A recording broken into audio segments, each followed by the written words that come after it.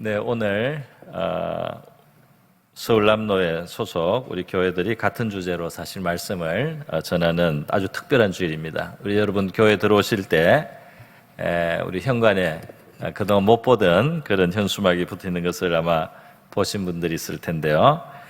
이런 일을 한 적은 사실 없습니다. 우리 노회가 지금 오늘 모든 우리 노회가 지금 118개 교회인데요. 이런 노회가 한 120개 가까이 되는 이런 노회가 또 160개 정도 모이면 우리 장로교 합동교단 총회가 됩니다. 그래서 그 160개 노회 중에 하나인 지금 우리 노회가, 물론 다른 노회도 알아서 이제 자기들의 이와 같은 이제 일들을 지금 진행을 하고 있을 텐데요.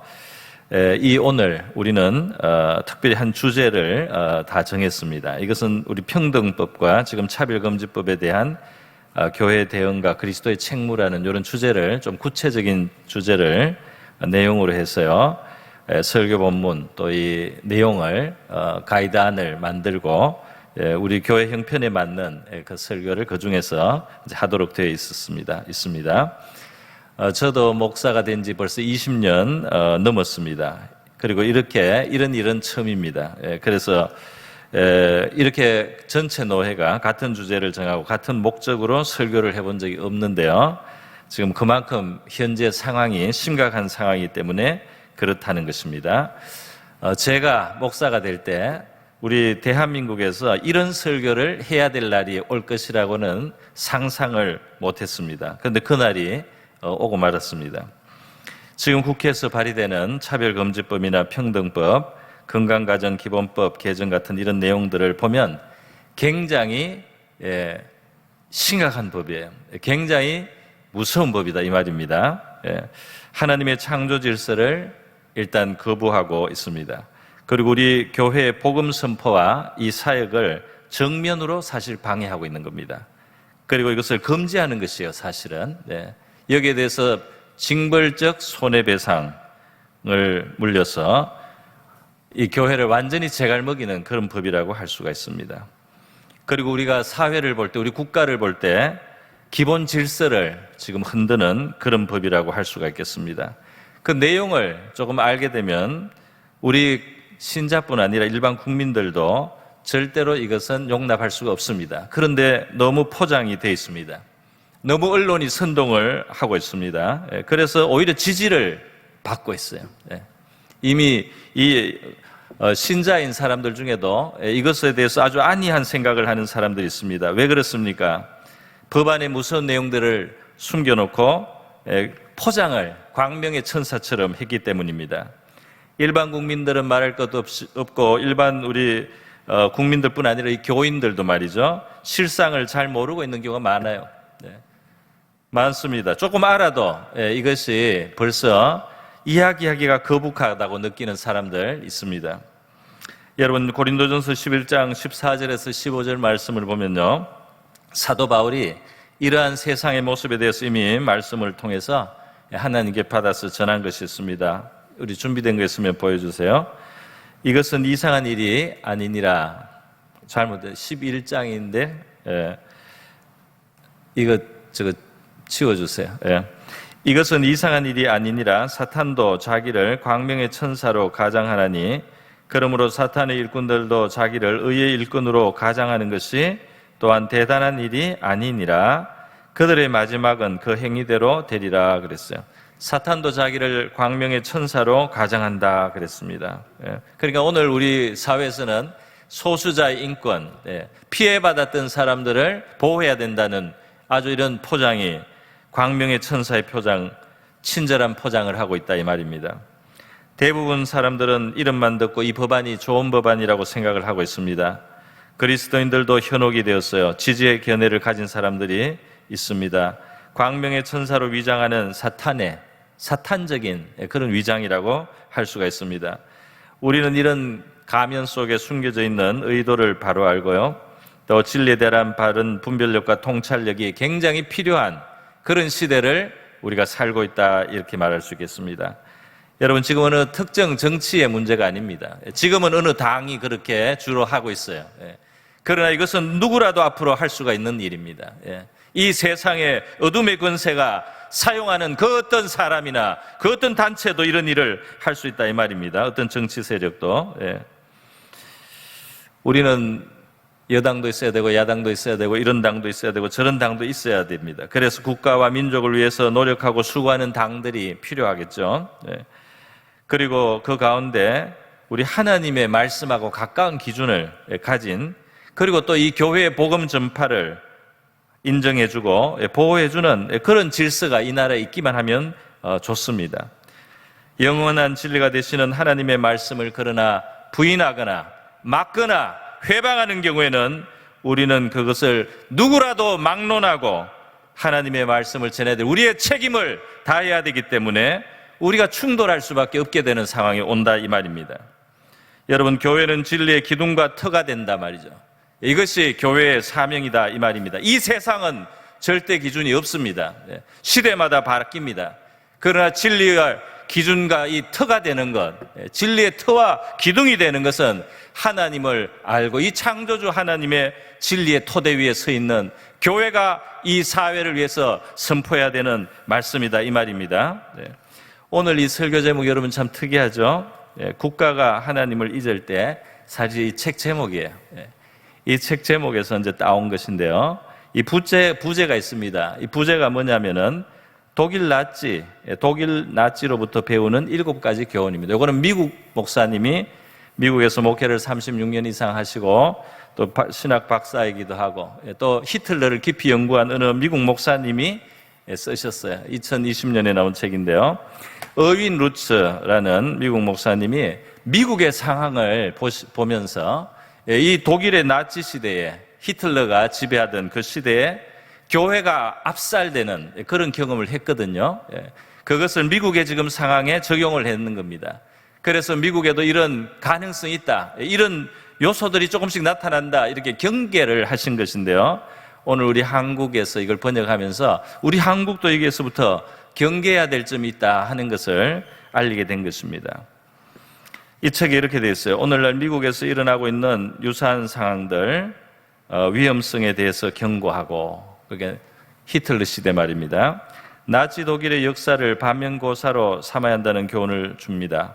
그뿐 아니라 나치 독일과 유사한 상황에서 하나님의 백성으로서 교회의 역할은 무엇인지를 우리가 자문하게 합니다. 이 책에 전하는 메시지는 나치 독일과 미국에만 국한된 것이 아니며 전 세계에 주어진 교훈입니다. 특별히 한국 교회들이 각성하는 마음으로 긴박하게 받아들여야 될 하나님의 음성입니다. 한국 교회와 대한민국이 처한 현실은 영적, 정치적, 도덕적, 사회적으로 정말 짙은 어둠이 깔려 있어서 인간적인 노력과 도모로 새롭게 할 수 없을 정도로 절망스러운 점이 있다는 것입니다. 그러나 우리가 이 사실을 직시를 해야 된다 말이죠. 아무리 절망적인 상황에도 하나님은 살아계시며 언제나 하나님은 우리의 소망이 되시고 우리를 새롭게 하고 이 땅을 새롭게 할 권능이 하나님께 있습니다. 우리는 회개하고 예수 그리스도의 십자가를 높이 들고 하나님께로 나아가는 삶의 소망과 용기를 이 책을 통해서 배우게 되고 또 굳게 하는 것을 소원합니다 하는 내용의 글이 있습니다. 여러분, 우리나라가 지금 뭐 히틀러 시대 독일 같다 이런 말은 너무 좀 지나친 말이 될 것입니다. 그러나 여러분, 안을 들여다보고 미리 우리가 그렇게 되지 않아야 되겠고요. 이 닮은 점이 있다는 것에 대해서는 상당히 신경을 쓰고 경계를 해야 된다 이 말입니다. 우리 대한민국은 해방 이후에 자유민주주의 체제를 지금까지 지키면서 발전을 해왔습니다. 그럼에도 불구하고 이 책은 지금 현재 상황에 대한 교훈과 통찰력을 주고 있고 반면교사로 우리가 삼아야 될 부분들이 많이 있다 이 말이에요. 보네프라는 독일 목사님이 있습니다. 39세 때 히틀러에서 사실 순교 당하신 분이에요. 독일 목사님이 있었는데 히틀러가 죽기 3주 전에 이분이 처형을 당한 겁니다. 이분은 이분의 아주 신앙적으로도 본이 됐고요. 또 행동하는 신앙인으로서 당시 독일 교회가 잠들어 있었어요. 히틀러 같은 사람이 나타나도 잠들어 있을 수 있다 이 말입니다. 교회가 깨어 있지를 못하는 거예요. 그래서 히틀러를 지지하고 히틀러를 따르고 또 히틀러의 악이 드러날 때도 침묵하는 독일 대다수의 교회가 있었다 이 말입니다. 그것이 잘못됐다, 히틀러가 잘못 간다 이렇게 말했던 목사님들이 물론 소수가 나왔습니다. 그분들이 고백교회라고 하는 그런 조직을 가졌어요. 히틀러에게 개인적인 충성을 맹세하라는 이런 압력이 교회에 왔을 때 그것을 거부했던 사람들은 독일에서 800명 정도 됩니다. 이 사람들이 감옥에 다 갔습니다. 그리고 그 중에 이 보네프 목사는 순교를 당한 겁니다. 옥중 순교의 길을 갔어요. 왜? 국가가 하나님을 잊을 때 말이죠. 국가가 하나님을 잊고 급속히 변질되고 타락되면 사탄의 도구가 될 수 있다 이 말입니다. 진리의 길을 떠나게 될 때 역사에는 그런 일이 거듭해서 나타났다 이 말이에요. 여러분, 오늘 우리는 이 악법의 문제에 대해서 우리가 지금 예민한데 왜 그렇습니까? 히틀러가 그 독일을 장악하면서요, 굉장한 인기를 가졌어요. 큰 독일의 문제들을 그 당시에 해결을 했습니다. 1차 대전 후에 붕괴됐던 독일 경제를 히틀러가 일으켰어요. 그리고 권력을 엄청나게 가졌습니다. 합법적인 과정을 통해서 그 배후에는 무슨 회의와 협박이 있었을지라도 어쨌든 그 과정은 다 합법적으로 해서 독재 권력을 나중에 가지게 됐습니다. 그리고 우리가 아는 유대인 대학살 같은 것 말이죠, 다 법을 따라서 됐어요. 그렇기 때문에 나중에 독일의 전범들, 그 독일의 전쟁을 일으키고 전 세계 5천만 명이 죽고 유대인이 600만 명이 학살을 당한 그런 일을 했던 사람을 법정에 세웠을 때 그들의 변론이 무엇입니까? 우리는 법을 지켰다는 겁니다. 우리는 법을 시행했다는 겁니다. 우리는 법을 따라서 했을 뿐인데 왜 우리를 재판하느냐, 이렇게 나왔습니다. 여러분, 법이 악의 도구가 될 수 있다는 것을 아셔야 된다 이 말입니다. 그리고 또 그 사회는 선동에 의해서 지배됐습니다. 감정에 호소하고요, 그리고 반대파들을 급진 세력이니 무슨 세력이니 이렇게 몰아붙였습니다. 그리고 끈질기게 선동을 했습니다. 선동의 기술이 있습니다. 작은 거짓말은 안 믿어도 큰 거짓말은 믿는다. 큰 거짓말을 펑펑하면서 국민들을 끌어갔어요. 처음에는 속아서 넘어갔고 나중에는 무서워서 말을 못했습니다.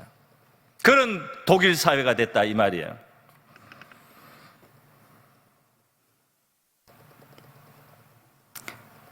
나치는 국가사회주의라는 그런 정치적인 어떤 형태로 그런 일을 했지만 오늘 미국에서는 그걸 뭘 보느냐, 세속주의 국가가 되었어요. 교회를 억압하고 탄압하고 하나님의 질서하고 그릇된 것을 강요하는, 미국의 공립학교에서 점심시간에 교회 행사, 학교 행사를 하다가 기도를 했다고, 그러니까 공적으로 기도를 했다고 교사가 6개월 동안 감옥에 가야 되는 이런 악법이 만들어진 나라가 됐다 이 말입니다. 미국에 건국할 때 인간의 자유, 하나님께 받은 자유를 지키기 위해서 법을 만들었단 말이죠. 그런데 블랙스톤이라고 하는 미국의 법학자가 벌써 그때 이야기를 했어요. 이 세상 인간은 절대적인 가치와 기준을 스스로 가질 수 없다.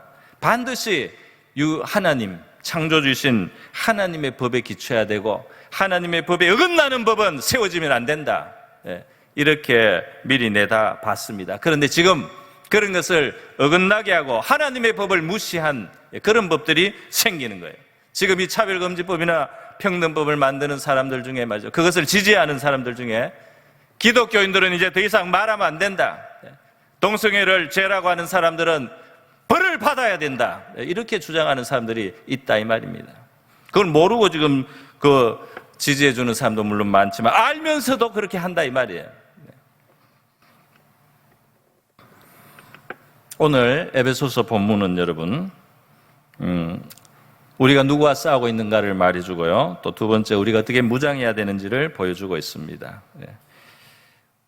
누구와 싸우고 있느냐, 우리 신자들은 누구와 싸우는, 이것은 초대교회 때부터 주님 오시는 날까지 이 세상에 일어나는 일입니다. 여러분, 오늘 제가 이런 말을 하면서 한 가지 먼저 언급해야 될 게 있겠네요. 그게 뭐냐 하면 우리가 지금까지 살아온 우리 대한민국은 말이죠, 상당히 빛이 커서 말이죠, 이런 것을 안 해도 되는 사회였다 이 말입니다. 하나님하고 법하고 이 세상 나라 법하고 그렇게 충돌된 적이 거의 없이 우리가 지금 몇십 년을 지나왔습니다. 일제시대 때 시사참배를 강요할 때, 또 북한 공산군이 점령했을 때 기독교 신앙인들이 신앙을 부인하지 않으면 죽음을 당하는, 그때 이후로 지금까지는 우리 기독교는 이 세상의 권세에 의해서 핍박을 받을 필요가 없었어요. 그러니까 우리가 좋은 시절을 살아왔다 이 말입니다. 그러나 사탄의 권세는 세상 문화나 또는 세상의 권세를 통해서 하나님의 나라, 교회를 대적하려고 하는 일을 언제나 세계 역사 속에서 해왔다 이 말입니다. 그러니까 우리가 지금 단순히 정치인들하고만 싸우는 것이 아니고 사실은 그 배후에 있는 영의 권세가 우리의 싸움의 상대라는 것을 인식해야 될 필요가 있다 이 말입니다. 마귀의 관계를 대적하기 위해서 우리가 하나님 전신갑주를 입어야 된다. 마귀는 굉장히 영리해요. 마귀는 굉장히 영리합니다. 가장 근본적 이유로는 어리석어요. 하나님을 대적하고 하나님을 적대하고 하나님을 이기려고 하는, 이것은 마귀가 어리석습니다. 근본의 어리석음, 그의 교만에서 나온 어리석음이에요. 지금도 가장 교만한 사람이 가장 어리석은 사람입니다. 또 어리석은 사람은 교만한 사람일 때가 많아요. 그러나 다른 면에서는 머리가 많이 발달되어 있어요. 그래서요, 고도로 발달된 전략을 가지고 하나님 나라와 교회를 공격하는 마귀의 역사가 있어요. 마귀의 간사한 계략을 간계라고 표현을 했습니다. 아주 기만적이다, 아주 속임수를 쓴다 이 말이죠. 최근에도 평등법이 나올 때 말이죠, 형사처벌 없다, 형사처벌 없는 소수인권을 위한 것이다. 형사처벌 없으면 뭐합니까? 민사소송이 있는데, 그것도 징벌적 배상을 해야 되는데, 소송을 걸어오는 사람들마다 몇백만 원씩 보상을 해줘야 되는데, 제가 동성애 설교 성경 그대로 하면 마음이 그것 때문에 기분이 나쁘다, 소송을 걸면 제가 지게 돼 있습니다. 그러면 교회가 물어야 되는 거예요. 10명이 소송을 걸면 5천만 원입니다. 단체가 연락해서 인터넷으로 설교를 다 듣고 100명이 소송을 걸면 5억이 되는 거예요. 그래서 결국 아무도 하나님 말씀을 있는 그대로 전할 엄두가 안 나게 만드는 것입니다. 교회에 재갈을 먹이고 고삐를 채운다 이 말이죠. 세속의 질서가 하나님의 질서를 재갈 먹으려고 하는, 동성애가 얼마나 많은 문제가 있습니까? 위생적으로도 문제가 많아요. 동성애자로 있다가 병 걸려서 죽는 사람들 중에 유언의 공통 내용이 뭡니까? 동성애는 사랑이 아니니까 제발 막아달라. 죽을 때 말합니다. 그런데 그런 동성애 문제, 지금 우리 청소년들도 동성애 때문에 에이즈가 청소년들 사이 많이 지금 우리 대한민국에 엄청난 문제가 있습니다. 그런데 국가인권위원회, 방송통신심의위원회 이런 데서 다 막고 있다 이 말이에요. 지금 이미. 이게 잘 되고 있는 나라가 되겠습니까? 이래가지고 죄송합니다. 여러분이 잘못한 게 아닌데. 그래서 말이죠, 사도 바울은 구체적으로 우리 싸움의 대상들을, 통치자, 권세, 어둠의 세상 주관자들, 하늘에 있는 악의 영들을 우리의 상대라 이렇게 말하고 있어요. 사탄에 보이지 않는 세력과 조직이라고 할 수 있겠는데요, 이것이 이제 사회적으로 나타날 때, 어떨 때는 정치 권력이 그 도구가 된다 이 말입니다. 하나님을 대적하는 사탄의 세력은 이 땅에 힘이 있어요. 권력을 사로잡는 겁니다. 지금 우리 사실 이 예배 금지, 예배 지금은 우리 10% 선에서 했는데요, 이것도 참 마음에 괴롭습니다. 왜냐하면 지금 이거 극장 공연 수준보다 이게 덜 모이게 만든 규칙이거든요. 일본에서도 지난번에 발표를 했지만 예배를 통해서는 감염되지 않습니다. 교인들이 뭐 마스크도 안 쓰고 또 같이 뭘 먹고 이러다가 걸린 사람들이 있어요. 그런데 예배는 괜찮아요. 사실 예배를 통해서 감염이 이렇게 퍼져나간 경우는 한 건도 없습니다. 그런데 예배를 이렇게까지 할 필요 없다 이 말이에요. 극장 공연에도 이거보다 훨씬 더 많이 올 수 있는데 말이죠. 이거 참 부당한데요, 지금 우리 대표 쪽에서 교섭을 하고 있기 때문에 우리가 참고 있습니다. 만약에 이런 것이 진짜 교회를 누르기 위해서 이렇게 한다면 우리는 이것을 용납할 수가 없어요. 사탄은 권력의 배후에서 교묘하게 자신의 정체를 드러내지 않고 하나님의 나라 교회를 공격하고 그리스도인의 믿음의 생활을 핍박하는 그런 기술을 가지고 있다 이 말입니다. 표면적으로 나타나는 세력 뒤에 사탄의 강교한 관계가 있습니다. 나치 시대 독일에서요, 보네프 목사 외에 마틴 니밀레라는 목사님이 있었습니다. 이 사람도 이제 독일교회 지도자 중에 있었습니다. 하루는 히틀러가 베를린의 수상관제에 목회자들을 초청했어요.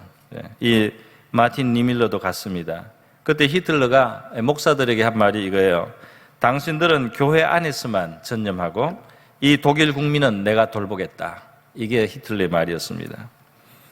목사들에게 교회에서 사역할 수 있는 기회를 주고 자신은 정치인으로서 국가의 지도자로서 책임과 의무를 다하겠다는 말처럼 들리지만 사실 그 당시 히틀러는 자기의 정책에 반대하는 교회를 말살할 준비를 하고 있었습니다. 니밀러 목사는 히틀러에게 나중에 떠나올 때 이렇게 말을 했습니다. 당신이 독일 국민을 돌볼 것이라고 했지만은 우리도 그리스도인으로서 독일 국민에 대한 책임이 있습니다. 그 책임은 하나님에 의해서 우리에게 맡겨졌고 당신과 이 세상 누구도 우리에게서 그 권리를 뺏을 수는 없습니다. 나치 정권은 통치자의 권력을 가지고 조직적으로 교회를 핍박했습니다. 성탄절을 이름을 바꿔버렸어요. 그 독일의 옛날부터 과거에 있었던 이교의 이름 율레타이드라고 바꿔버렸어요. 그리고 친위대는 아예 성탄절 날 자체를 날짜까지 바꿔버렸습니다. 그러면서 그 정책을 실현해 갔어요. 그런데 안타깝게도 그 당시 대부분의 교회들이 침묵하고 있었다. 그래서 이 책에 말이죠. 저도 이 책을 거의 다 읽었는데요. 이 책의 내용에 보면은 그 당시 교인들이 그런 히틀러의 지배에 어떻게 반응했느냐 하는 것에 충격적인 증언들이 있습니다. 그걸 하나 소개하겠습니다. 이게 이제 독일 크리스찬의 나중에 그 쓴 이제 수기입니다. 나는 나치 홀로코스트가 진행되는 동안 독일에서 살았다. 홀로코스트는 이제 유대인들을 600만 명이나 이제 학살하는 거죠. 그러니까 모든 악의 근원을 유대인으로 몰아붙였습니다. 그래서 이 독재가 될 때는 말이죠. 이 나쁜 사람을 만들어서 그 한 사람은 그냥 그 어떤 집단이나 누구를 완전히 패버리는 거예요. 이게 아주 악한 통치한 방법입니다. 유대인들이 모든 악의 근원으로 그렇게 몰아붙여서 유대인을 600만 명을 죽이고 있다 이 말입니다. 독가스실에 넣어가지고. 나는 자신을 그리스도인으로 여겼다. 우리는 유대인에게 어떤 일이 일어나고 있는지 이야기를 들었지만 그 누구도 멈추게 할 수가 없었기 때문에 그런 일에 거리를 두려고 노력했다. 작은 교회 뒤로 철길이 있었고 일요일 아침에 멀리서 기적 소리가 들리고 다음에는 선로를 통해 오는 기차 바퀴 소리가 들렸다.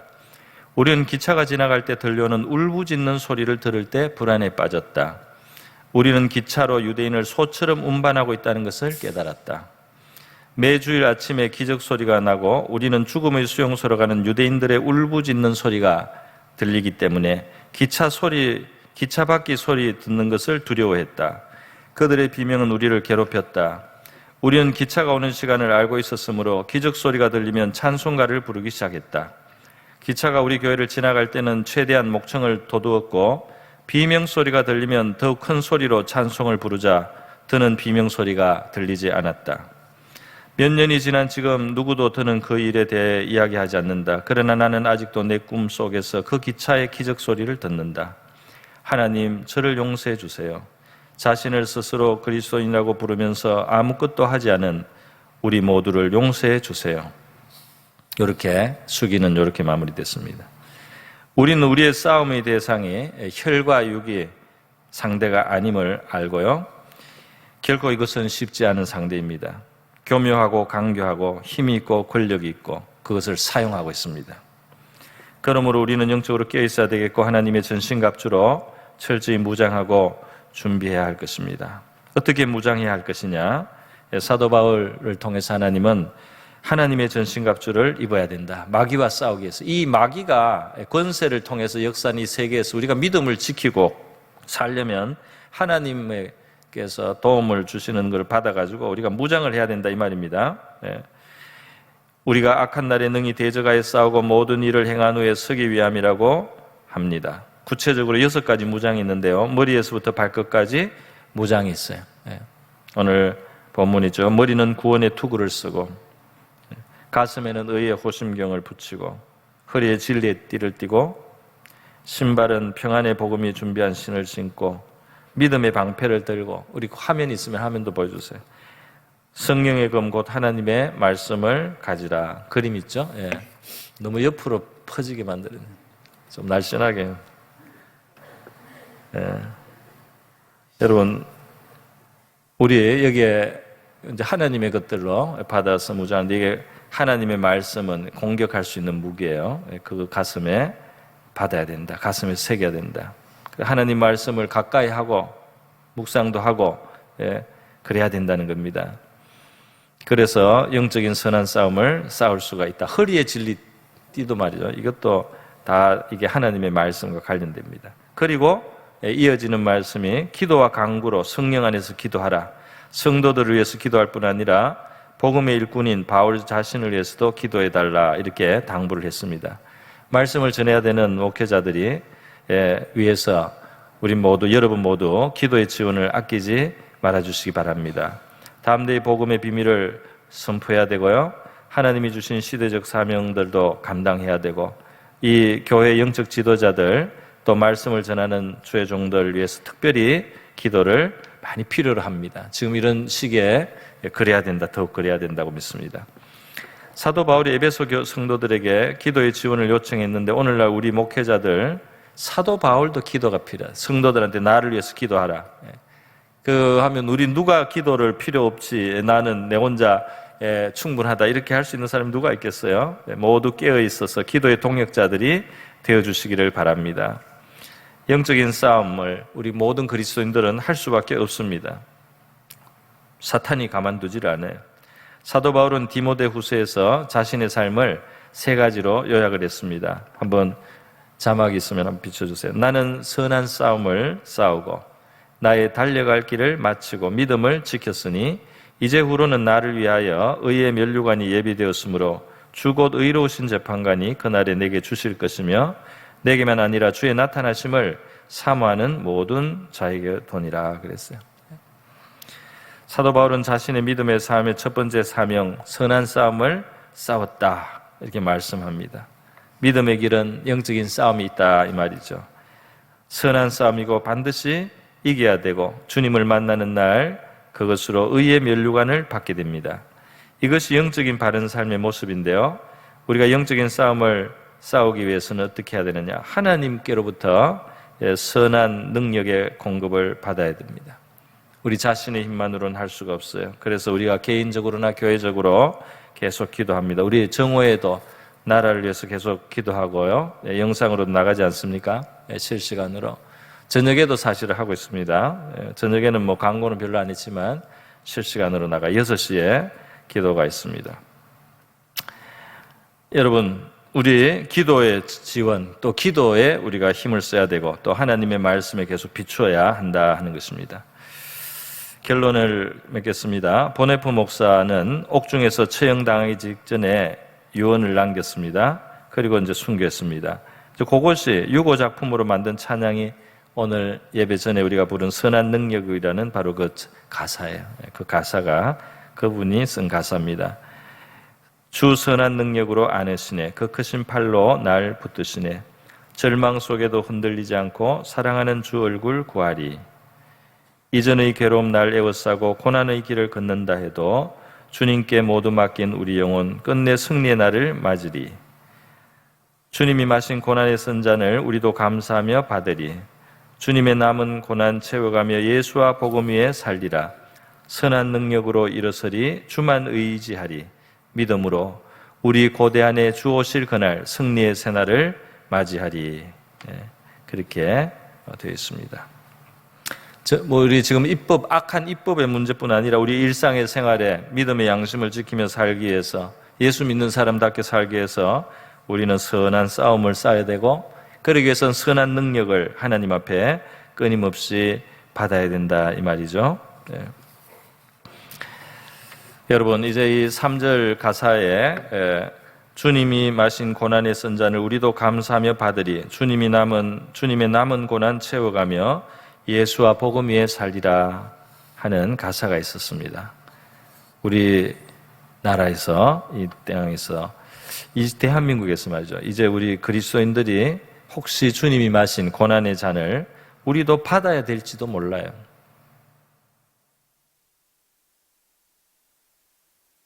그러지 않으려면 지금 우리가 투쟁을 해야 됩니다. 이게 잘못된 법이라고, 법을 막아야 되는 거예요. 정의당에서 차별금지법을 냈고, 민주당에서 의원들이 평등법 1, 2, 3 3개를 냈습니다. 그 당에 지지해 오신 분들도 있을 줄 알아요. 그 당도 필요한 당이겠죠. 그러나 그렇게 지지하신 분들은 꼭 전화를 하세요. 이런 법을 세우려고 하면 앞으로 지지를 못한다 내가. 그렇게 전화를 꼭 해주세요. 여러분이 지지했다면. 앞으로 누가 하든지 그거는 우리가 반대를 해야 되는 겁니다. 국가가 하나님을 잊을 때 국가의 권력은 급속히 변해가고 교회를 박해하고 핍박할 수 있습니다. 그러나 어떤 상황이 올지라도 우리도 주님의 남은 고난을 우리의 삶에 채워야 되고요. 또 예수와 복음을 위해서 살아가는 믿음의 가족들이 우리가 되어야 할 줄 믿습니다. 하나님께 마지막 그날 영광과 승리의 면류관을 우리에게 주시고자 합니다. 우리 주님의 은혜와 능력이 저와 여러분과 늘 함께 하시기를 바랍니다.